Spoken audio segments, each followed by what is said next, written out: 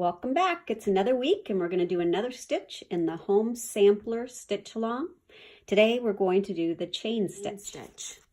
On the pattern, the chain stitch runs right up the center of these letter spaces.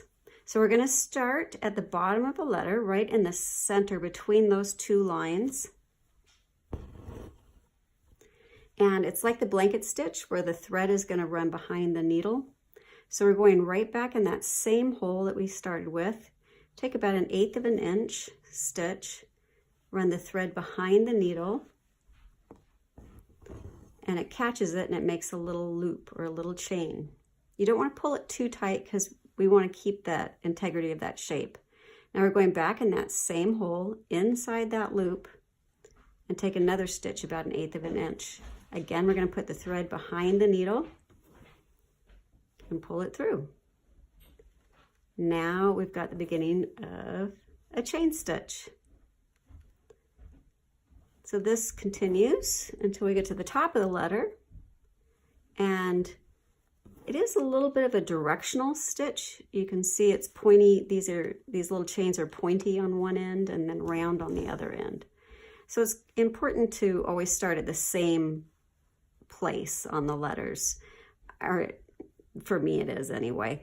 I like to have them all going one direction. So always start at the base of your letter. We're almost done with this row. This is a pretty quick one. You should be able to finish these in the week's time. Hopefully your stitching is going well. No questions. If you do, let me know in the comments. There we go. So there's one of the letters done just as fast as that, which is kind of nice. It's a quick one. So now we have the stem stitch, the blanket stitch, the running stitch, and a chain stitch. And next week, I'll show you another one. Post your pictures of your progress. I'd love to see it. Tag me at Kathy Schmitz Stitches.